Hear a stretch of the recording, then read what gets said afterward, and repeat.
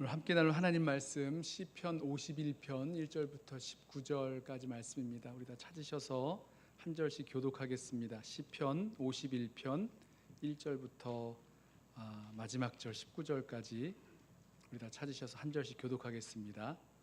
제 성경은 구약 성경 839쪽에 있습니다. 시편 51편 1절부터 한 절씩 교독하겠습니다. 제가 먼저 읽습니다. 하나님이여, 주의 인자를 따라 내게 은혜를 베푸시며 주의 많은 긍휼을 따라 내 죄악을 지워주소서. 나의 죄악을 말갛게 씻으시며 나의 죄를 깨끗이 제하소서. 무릇 나는 내 죄과를 아오니 내 죄가 항상 내 앞에 있나이다. 내가 주께만 범죄하여 주의 목전에 악을 행하였사오니 주께서 말씀하실 때에 의로우시다 하고 주께서 심판하실 때에 순전하시다 하리이다. 내가 죄악 중에서 출생하였으며 어머니가 죄 중에서 나를 잉태하였나이다. 보소서, 주께서는 중심이 진실함을 원하시오니 내게 지혜를 은밀히 가르치시리이다. 우슬초로 나를 정결하게 하소서. 내가 정하리이다. 나의 죄를 씻어주소서. 내가 눈보다 희리이다. 내게 즐겁고 기쁜 소리를 들려주시사 주께서 꺾으신 뼈들도 즐거워하게 하소서.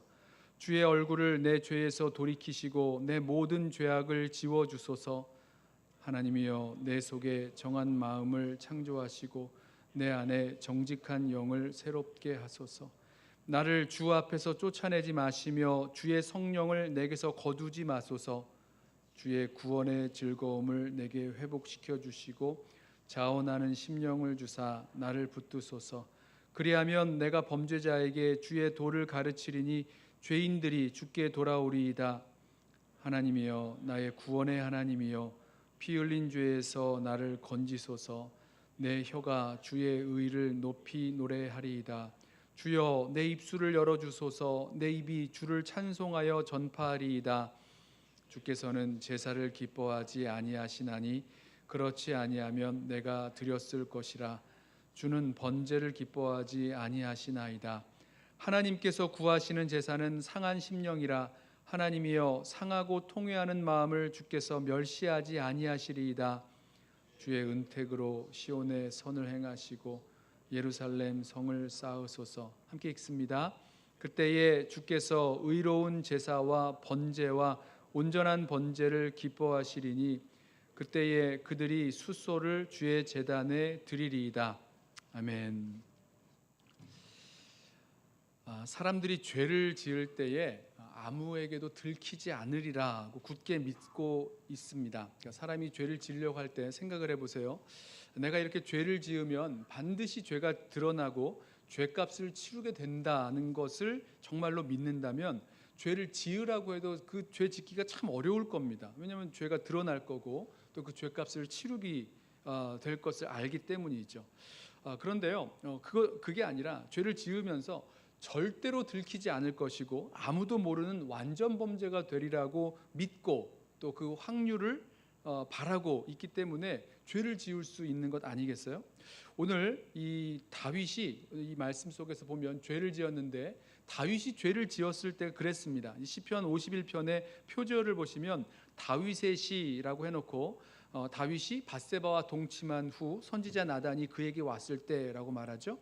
우리 이 이야기 아시죠? 다윗이 밧세바와 동침한 후에 그만 이 밧세바가 임신을 하자 다윗이 자신의 죄를 숨기려고 전쟁터에 나가 있던 밧세바의 남편 우리아를 집으로 돌아오게 합니다. 그래서 아내와 잠자리를 갖게 하고 그렇게 되면 이제 밧세바가 낳는 아기가 다윗의 아기가 아니라 이제 우리아의 아기가 되는 거죠.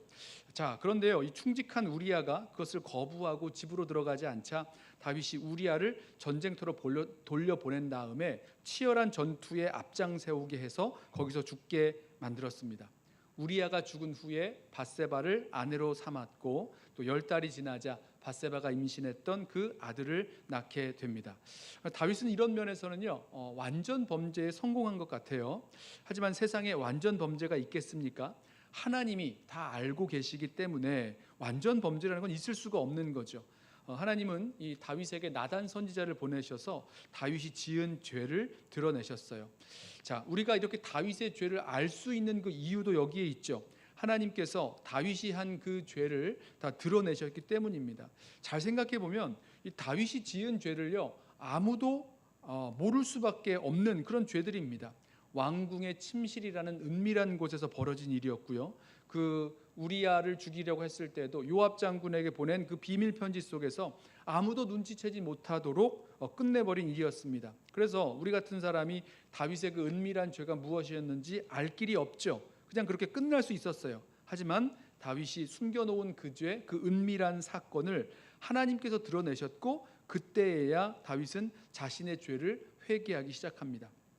그때 지은 시, 다윗이 회개하며 지은 시편, 이 참회의 시편이 시편 51편인데 이 참회 시편을 통해서요 우리가 이 참된 회개가 무엇인지를 좀 찾아보길 원하고요. 그리고 회개 이후에 새롭게 출발할 수 있는 그 힘과 능력이 무엇인지, 그 새롭게 출발하려는 자들에게 무엇이 필요한지 이 두 가지를 좀 함께 찾아보려고 합니다. 먼저 이 참된 회개는요 자신의 죄가 드러나고 그 죄를 자각함으로부터 시작된다는 것입니다. 이 다윗의 회개하는 그 이야기를 전하고 있는 사무엘하 12장 이야기를 보면요, 이 완전 범죄에 성공한 다윗을 찾아온 나단 선지자가 이야기 하나를 전해줍니다. 이제 선지자가 찾아와서 다윗에게 말하는 거죠. 왕이여, 어떤 성읍에 두 사람이 있는데 한 사람은 부자라서 양과 소가 아주 많았습니다. 그리고 다른 한 사람은 너무너무 가난해서 어린 암양 한 마리만 애지중지 키우고 있었습니다. 그런데 어느 날 그 부자가 가난한 자의 그 어린 암양을 뺏어다가 자기 손님을 대접했다고 합니다. 자, 그 이야기를 듣자 다윗이 아주 심히 노하면서 이렇게 말합니다. 여호와의 살아계심을 두고 맹세하노니 이 일을 행한 사람은 마땅히 죽을 자라 라고 이야기합니다. 그러자 나단 선지자가 다윗에게 말하죠. 당신이 바로 그 사람입니다 라고 대답을 해요. 자, 다윗은요 자신이 말한 대로 마땅히 죽을 자였다는 거예요. 왜 그렇습니까? 양 한 마리를 뺏어다가 그것으로 요리해서 손님을 먹인 정도가 아니라 자신의 그 충신 장수 우리야를 죽였어요. 그리고 그의 아내 밧세바를 빼앗아서 아내로 삼았기 때문입니다. 그러니까 다윗이 그동안 자신의 죄를 숨기고 은밀히 숨기고 살면서 정말 무감각해져 있었는데 그때 이 나단 선지자를 통해서 다윗의 그 죄의 실상을 보여주었을 때 다윗이 꼬꾸라지고 회개하게 되는 거죠. 자, 자신의 죄가 무엇인지 드러나 보이고 자신의 죄를 자각했을 때 그때 회개하게 된다는 거예요. 그게 거기서부터 회개가 시작된다는 거죠. 죄가 없어서 회개하지 않는 게 아닙니다. 그렇죠? 죄가 있어도 잘 감추어져서 문제가 되지 않는다고 생각하거나 아니면 죄가 은밀히 드러나지 않고 또 자기가 죄인인지도 모르기 때문에 회개하지 않는 거죠. 나의 죄가 드러나고 내가 그 죄가 드러나고 내가 죄인인 것을 깨닫게 될 때 그때에야 회개가 시작된다는 거죠. 어쩌면 그동안 다윗은요 자신이 지은 죄에 대해서 정말 깊이 깨닫지 못하고 있었는지도 모르겠어요. 나단 선지자가 찾아와서 그 한 이야기를 듣고 그런 일을 행한 자는 마땅히 죽을 자다라고 분노하기 전에는요 자신의 죄가 정말로 죽어 마땅한 죄라는 것을 심각하게 인식하지 못하고 있었는지 모르겠습니다. 그 죄를 합리화하잖아요. 이런 거죠. 남자로서 그럴 수도 있는 것 아니겠느냐 이렇게 얘기했는지도 모르겠어요. 또 왕으로서 이스라엘 전체를 이끌어 나아가기 위해서는 이런 일 정도는 좀 묻어두고 가는 게 옳지 이렇게 이야기했는지도 모릅니다. 또 다른 나라의 그 왕들을 좀 비교해 보면 그 다른 나라의 왕들이 처와 첩을 취하는 것 보면 나보다 더하면 더했지 나보다 난 사람 없네 이렇게 얘기했는지도 모르겠어요. 이런저런 이유와 근거를 들면서 자신의 행동을 합리화했는지 모르겠습니다. 자, 그러다가 나단 선지자가 찾아와서 이 다윗의 죄를 드러내고 죄를 깨닫게 하는 거죠. 그리고 나서 다윗은 회개하게 됩니다. 나의 죄가 드러나고 나의 죄의 실상을 보게 될 때 그러면서 그 회개의 길로 나아가게 되는 거죠. 여러분, 저와 여러분에게도 이와 같은 일이 반드시 필요합니다. 어떤 의미에서는요 저와 이런 생각이 들 때가 있어요. 왜 우리가 이렇게 정말 하나님 앞에 제대로 회개하면서 신앙생활을 하지 못하는가? 우리 마음 가운데 있는 그런 이 하나님 앞에 회개하려는 마음조차 참 식어버리는 경우가 있는데요. 그 이유가 어디에 있는가? 바로 여기에 있다고 생각합니다. 여러분, 저와 여러분 사이에 저와 여러분에게 감추어 놓은 죄가 있진 않을까요? 완전히 성공한 범죄인 줄 알고, 완전 범죄인 줄 알고 안심하고 사시는 분 아니 계십니까? 아니면 다른 이름으로 그 죄를 축소시킨다거나 합리화시킨다거나 뭐 이런저런 이유로 무마시킨다거나 그러면서 살아가지 않으십니까? 저와 여러분의 죄를 아시는 분이 계시는데요, 그분 하나님 앞에서 정말 감출 것도 없고 숨길 것도 없고 다 드러나게 되고, 그리고 우리의 죄된 모습을 정말로 자각할 수 있도록 볼 수 있는 그런 시간이 저와 여러분에게 임하길 원합니다. 그래서 우리의 죄인됨을 보게 될 때에 정말 하나님 앞에 우리의 죄를 고백하며 회개하며 나아갈 수 있는 저와 여러분 되길 원합니다. 그것이 정말 참된 회개의 시작이 되겠죠. 자, 두 번째는요, 이 참된 회개란 하나님의 인자와 긍휼을 구하는 것입니다. 이 죄가 드러난 다윗이 회개하고 있는 그 다윗의 고백을 들어보세요. 1절부터 3절 읽어볼까요? 하나님이여, 주의 인자를 따라 내게 은혜를 베푸시며 주의 긍휼을 따라 내 죄악을 지워주소서. 나의 죄악을 말갛게 씻으시며 나의 죄를 깨끗이 제하소서. 무릇 나는 내 죄과를 아오니 내 죄가 항상 내 앞에 있나이다. 자, 다윗의 죄가 다 드러났어요. 다윗은요, 자신의 죄가 그 앞에 있다라고 고백을 합니다. 그러면서 이것을 나의 죄라고 고백을 하는 겁니다. 죄가 드러나고 그 죄를 내 죄라고 고백하고 있는데, 그래서 그 죄를 고백하면서 내 죄악을 지워 주소서, 내 죄악을 씻어 주소서, 나의 죄를 깨끗게 하소서, 이렇게 죄의 용서를 구하고 있는데요. 자, 여기에 하나님께서 나의 죄를 용서하시는 근거가 무엇인지를 분명하게 이야기합니다. 무엇입니까? 1절에 주의 인자를 따라 은혜를 베푸시고 주의 긍휼을 따라 내 죄악을 지워주소서. 하나님의 인자와 은혜, 그리고 하나님의 그 긍휼하심 때문에 우리가 회개할 수 있다는 거죠. 진정한 회개할 수 있는 이유가 하나님께서 그렇게 인자하시고 또 은혜를 베푸시고 또 긍휼을 베푸시는 하나님이시기 때문에 우리가 회개할 수 있다는 것입니다. 하나님의 인자, 여러 번 말씀을 드렸죠. 변함없는 사랑 때문이죠. 그리고 하나님의 은혜, 조건 없는 그런 페이버, 친절 내지는 선물 같은 것이 하나님의 은혜죠. 그리고 하나님의 긍휼인데요, 이 말씀을 준비하다 보니까 이 긍휼이라는 단어가 독특했습니다. 이 긍휼이라는 말이요, 이 자궁이라는 말의 복수형이라 그래요. 그러니까 어머니가 자기 뱃속의 아기를 향해 갖는 아주 그 강렬한 사랑에서 비롯된 말이 이 긍휼이에요. 어떻습니까? 어머니가 자기 뱃속에 있는 그 아기를 향해서 결코 포기할 수 없는 사랑을 가지고 있죠. 바로 그것에 근거해서 하나님께 회개할 수 있다는 거죠. 그렇게 인자를 따라 은혜를 베풀어 주시고 긍휼을 따라 나의 죄악을 지워 주시는, 또 깨끗게 하시는 그 하나님이 계시기에 그 하나님 앞에 나아가서 하는 것, 그것이 바로 진정한 회개입니다. 회개의 전제가 되는 거죠. 자, 세 번째로 참된 회개는요, 하나님께 그 범한 죄에서 돌이키는 겁니다. 하나님께 범한 죄라는 거죠. 4절을 보면 다윗은 자신의 죄가 무엇인지 그 죄의 본질을 이렇게 고백을 합니다. 4절, 내가 주께만 범죄하여 주의 목전에 악을 행하여 싸우니. 독특하죠? 내가 주께만 범죄하였다. 이게 무슨 말입니까? 다윗이요, 밧세바라는 여인을 범했어요. 또 우리아를 죽이고 밧세바를 아내로 삼았습니다. 그러면 지금 이 다윗의 범죄는요, 밧세바에게 한 범죄요, 또 우리아에게 범한 범죄인 것입니다. 그런데 지금 다윗이 하는 말이 내가 주께만, 하나님께만 범죄하였다라고 고백하는 거예요. 이 이야기는 다윗이 자신이 행한 그 죄가 근본적으로 하나님께 지은 죄임을 고백하고 있는 거죠. 주께만 범죄하였다. 자, 그런데 오해하지 마십시오. 이 말씀을 다윗이 밧세바나 우리아에게 진 그 죄가 죄가 없다거나 그 밧세바나 우리아에게 용서를 구할 필요가 없다거나 이렇게 생각하시면 이건 오해죠.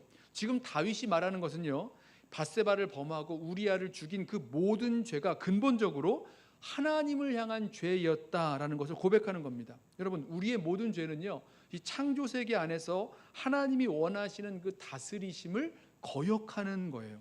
하나님의 뜻대로 하지 않는 것이 죄의 근본적인 모습이기 때문입니다. 사무엘하 12장에서 우리 그 다윗이 범죄하고 나단 선지자가 찾아오는 그 이야기에서 다윗의 죄를 폭로할 때 그의 죄가 하나님에 대한 죄인 것을 보여주는 말씀이 있어요. 사무엘하 12장 9절 이렇게 말씀합니다. 그런데 어찌하여 내가, 다윗이죠, 내가 여호와의 말씀을 업신여기고 나보기에 악을 행하였느냐? 내가 칼로 햇사람 우리아를 치되 암몬 사람의 칼로 죽이고 그의 아내를 빼앗아 내 아내로 삼았도다. 이제 내가 나를 업신여기고 햇사람 우리아의 아내를 빼앗아 내 아내로 삼았은즉 칼이 내 집에서 영원토록 떠나지 아니하리라. 여러분, 다윗이 우리아를 죽이고 또 그 아내를 빼앗은 죄를 말씀하실 때 하나님 뭐라고 말씀하셨냐면 내가 여호와의 말씀을 업신여기고, 하나님 말씀을 업신여겼다는 거예요. 또 내가 나를 업신여기고, 여기서 나가 누굽니까? 하나님이죠. 네가 하나님을 업신여겼다라고 말씀합니다.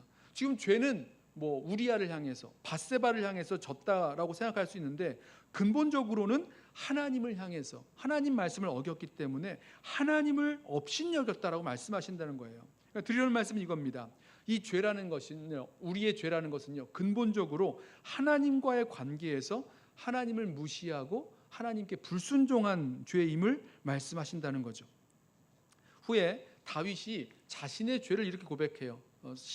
사무엘하 12장 13절에 다윗이 나단에게 이르되 내가 여호와께 죄를 범하였노라. 누구에게 죄를 범했다고요?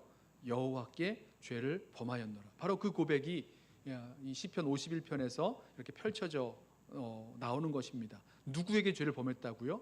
하나님께요. 왜 그렇습니까? 우리가 했던 모든 죄의 근본적인 그 이유는 하나님을 향한 불순종과 반역이기 때문입니다. 다윗이 밧세바를 범했던 간음죄, 우리아를 죽인 살인죄, 근본적으로 하나님을 업신여긴 죄라고 말씀하시는 거죠. 오늘 본문에서 보면요, 다윗이 그 죄를 표현할 때 사용하는 세 단어가 나오는데 하나는 죄악, 1절 보면 죄악을 지어주소서 말하죠. 2절에서 나의 죄를 깨끗하게 제하소서, 3절에 물은 나는 내 죄과를 아오니, 죄악, 죄가 다 비슷비슷한 말이지만 약간씩 차이가 있는데요. 이걸 살펴보면 죄의 근본적인 모습이 하나님을 향한 반역이라던가 거역이라던가 이런 의미를 갖고 있다는 것을 알 수 있죠. 먼저 이 죄과라는 단어를 보면 트랜스그레션인데요, 권위에 대한 반역을 말합니다. 그러니까 권위자에 대해서 의지적으로 하는 그 반역, 말 듣지 않는 거죠. 3절에서 무릇 내 죄과를 아오니라고 고백하는 것, 하나님의 권위에 대해서 반항하고 하나님의 그 다스림에 대해서 반역했다는 것을 고백하는 거죠. 그래서 세번역 성경을 보면 3절을 번역할 때 나의 반역을 내가 잘 알고 있으며 이렇게 번역을 했습니다. 반역했다는 겁니다. 로이드 존스 목사님은 이 반역의 죄를 이렇게 설명해요. 자아가, 잘 들어보세요, 자아가 거세게 일어났으며 스스로 주제넘게 나섰습니다. 욕망의 포로가 되었으며 정욕의 마음을 빼앗겼습니다. 죄과란 제멋대로 하려는 욕구, 자신이 원하는 일과 즐겨하는 일만 하려는 욕구를 말합니다. 거기에는 의도적인 선택, 적극적 반항 행위가 수반됩니다. 그것은 의지적이며 의도적인 불순종 행위를 의미합니다. 이해되시죠? 하나님 앞에서 다윗이요, 그 하나님의 다스림과 하나님의 그 말씀에 대해서 반역했다는 거예요. 그 죄과를 하나님 앞에 내가 알고 있다라고 고백하고 있습니다. 기억하세요. 우리가 죄인인 이유가 어디 있습니까? 하나님께 회개하는 이유가 어디 있습니까? 우리의 모든 죄의 근본적인 그 바탕에는 하나님을 향한 반역과 불순종의 죄가 있기 때문입니다. 또 한 가지, 이제 3절을 보면 자신의 죄라고 할 때 이건 sin이라고 영어로 번역할 수 있는데요, 그 죄가 내 앞에 있다라고 할 때 그 죄란 많이 들어보셨을 거예요. 관역을 빗나가는 것. 그러니까 화살이 관역을 향해서 딱 명중을 시켜야 되는데 잘 이렇게 향하지 못하고, 관역을 향하지 못하고 이렇게 빗나갔어요. 그런 것처럼 다윗은 하나님께서 다윗에게 말씀하셨던 그런 관역, 우리를 향한 하나님의 그 말씀과 그 목표, 의도, 계획 이런 것과는 다르게 다른 길로 갔다, 다른 길로 행했다, 이런 것을 고백하는 거죠. 또 다윗이 말한 죄악, iniquity라고 번역할 수 있는 죄악은요, 죄의 결과로 나타난 행동이 막 일그러지고 어그러지고 왜곡되었다라는 것. 왜 이렇게 일그러지고 어긋나고 잘못되었나? 자, 우리가 선택하고 행동한 결과들이 그렇게 어긋나고 일그러지고 이렇게 추하고 잘못된 행동을 하는가? 우리 안에 있는 그런 왜곡된 성향들이 있기 때문입니다. 다윗처럼 간음을 한다거나 살인하지 않더라도 우리들 속에 있는 그런 일그러진 그런 성향들이 있는 거죠. 우리 이런 거 있잖아요. 누가 잘 되는 것을 보면요, 함께 기뻐하고 좋아해야 되는데 그러질 못해요. 오히려 막 시기하고 질투하는 그런 마음이 듭니다. 왜 그렇습니까? 또 누군가 어려움 당하면 함께 아파하고 또 불쌍히 여겨주고 뭐 이래야 될 터인데, 미워하는 사람이 어려움 당하면 왜 이렇게 막 은근히 막 흐뭇하고 좋은 마음 들고 뭐 이런 거 있잖아요. 왜 그렇습니까? 우리 속이 일그러져 있기 때문인 거죠. 어긋나 있기 때문이라는 겁니다. 다윗이 이것을 알았어요. 자신의 죄가 드러나면서 그런 일그러지고 어그러지고 추한 자신의 그런 기본적인 성향을 알았다는 거죠. 이것을 회개한다는 겁니다. 자, 하나님께서 다윗에게 드러나게 하시고 깨닫게 하셔서 지금 회개하고 있는 그 죄의 모습들 뭡니까? 자신의 육체의 욕심을 따라서 하나님을 반역한 죄, 그리고 우리를 향한 하나님의 목적, 그 이제 관역이죠. 그것을 벗어난 불순종의 죄, 그리고 그렇게 드러난 행동들은 그 이유가 왜곡되고 일그러진 그 행동들이었다는 것, 이것이 지금 하나님 앞에서 회개하고 있었던 다윗의 죄의 모습입니다. 그러니까 나단 선지자의 말대로 다윗은요, 하나님과 하나님의 말씀을 무시한 채 행동했다는 거죠. 자, 그래서요, 다윗은 자신이 하나님을 무시했다는 것을요 4절에서 이렇게 표현합니다. 주의 목전에서 악을 행하였사오니 라고 고백합니다. 하나님께서 다윗을 살펴보고 계셨는데 그 하나님의 눈앞에서 다윗은 짐짓 하나님을 무시하고 하나님께 반역하고 하나님이 원하시는 관역이 아니라 내가 원하는 대로, 내가 원하는 그 어그러진 그 성향대로 행동을 했다는 것, 그것을 고백하고 또 회개하고 있는 거죠. 자, 여기서 우리는요 성경이 말하는 그 회개, 참된 회개가 무엇인지 분명히 알게 됩니다. 회개는요 하나님 앞에서 나의 불순종과 반역의 그 죄가 정말 죽어 마땅한 죄임을 인정하고 거기서 돌이키는 거죠. 그래서 이 회개와 이 세상 사람들이 생각하고 있는 그런 뭐 후회나 뭐 양심의 가책 받아서 막 괴로워하고 뭐 이런 것과는 분명한 차이가 있어요.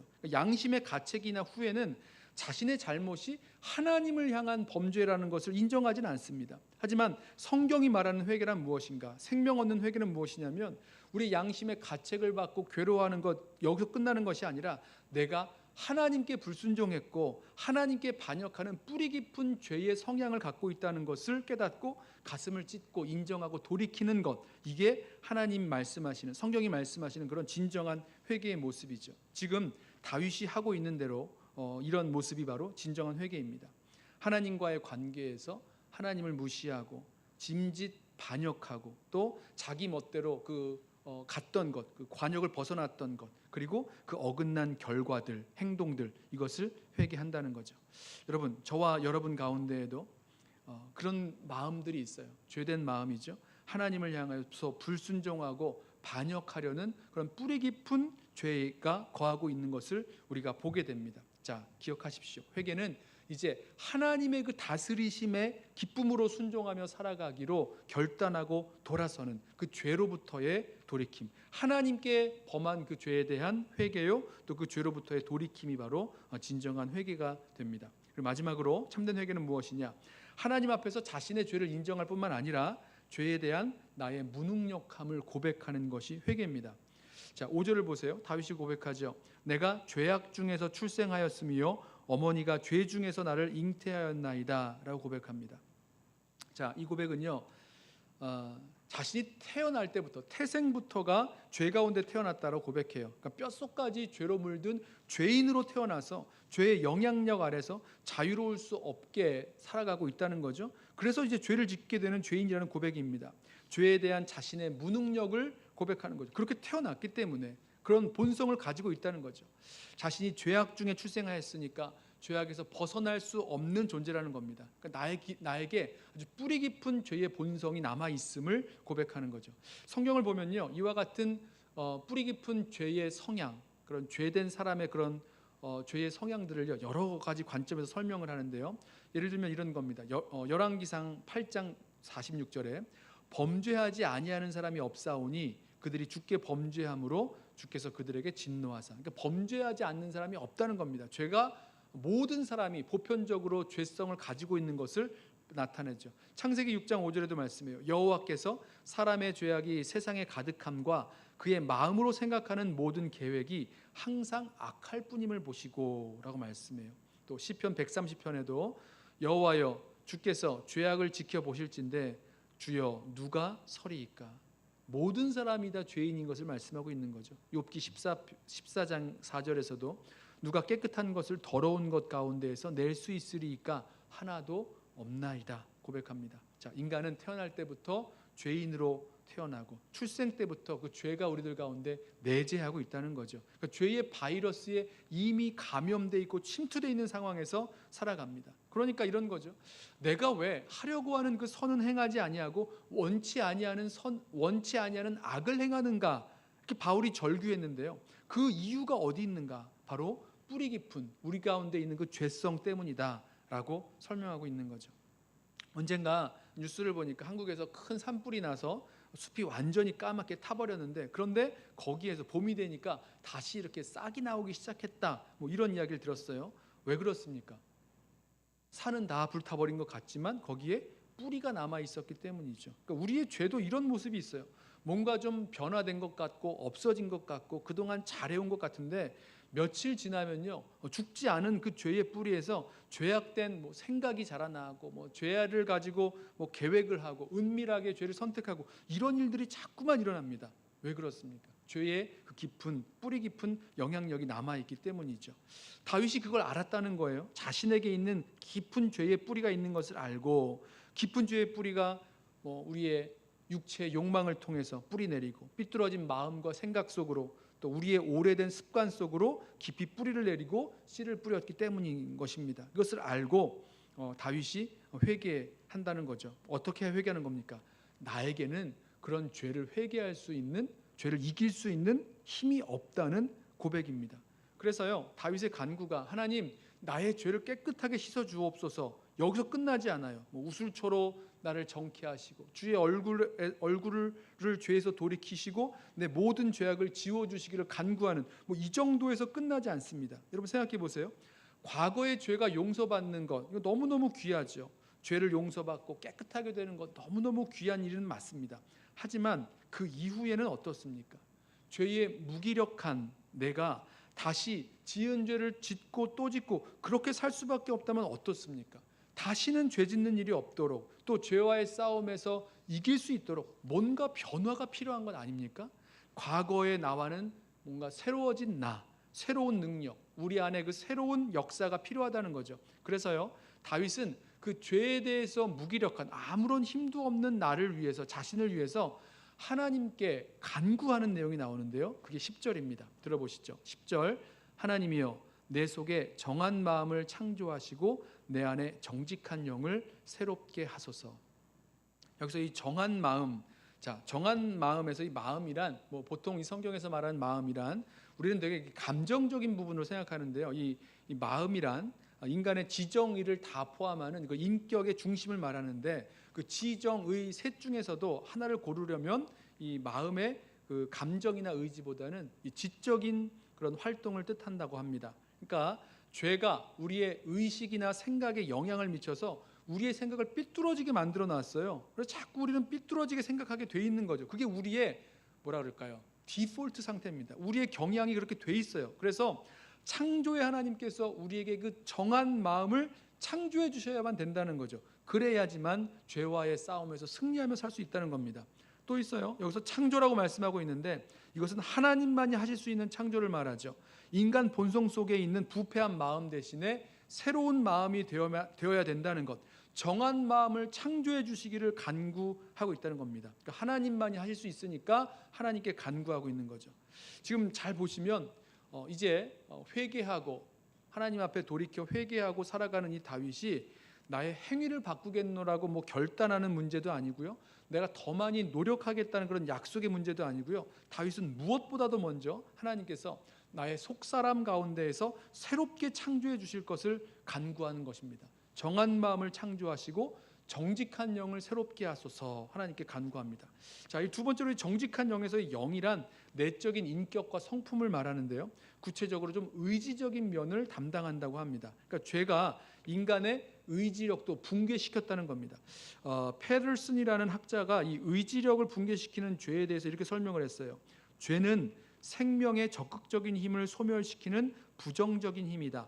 사람은 아무런 갈등 없이 죄를 지을 수 없다. 왜냐하면 죄는 분열시키는 것이기 때문이다. 죄인은 그의 행동에 초점이 없는 자다.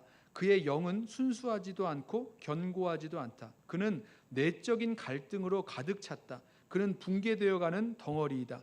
따라서 그는 취한 자처럼 목적 없이 비틀거린다. 죄인의 영은 견고함과 힘을 잃었다.